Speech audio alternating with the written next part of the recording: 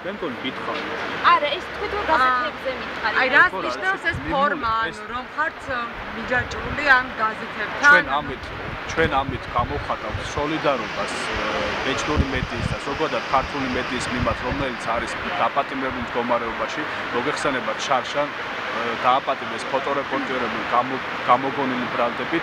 ჩვენი აქციის სათაურიც არის აქედან გამომდინარე, მე ვარ რეპორტიორი და არა ჯაშუში, ხოლო ამ პერფორმანსით ჩვენ უცხადებთ სოლიდარობას ყველა ქართველ ჟურნალისტს, რომლებზეც განხორციელდა ზეწოლა და ამავე დროს მოუწოდებთ ხელისუფლებას, რომ შეწყვიტოს ჟურნალისტების დევნა საქართველოში.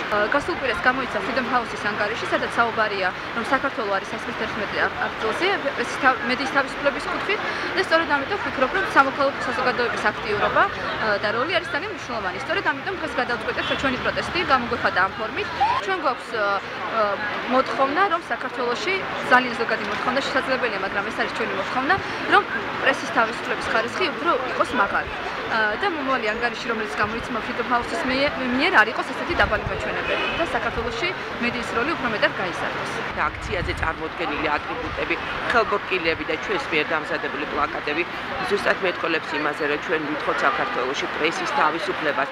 ბოლო პერიოდში განვითარებულმა მოვლენებამ და ძალიან ბევრი მაგალითი არის ნათლად დაგვანახა ის, რომ საქართველოში პრესის თავისუფლება მართლაც შეზღუდულია. ვინაიდან პრესა და საერთოდ მასმედია საზოგადოების განწყობას შესაბამისად ჩვენ თვითოული ჩვენგანი თვითოული ჩვენი ქვეყნის მოქალაქე ვალდებულია მხარი დაუჭეროს პრესის თავისუფლებას, ხოლო ხელისუფლებამ კი რა თქმა უნდა ხელი უნდა შეუწყოს ამ პრესის თავისუფლების პროცესს.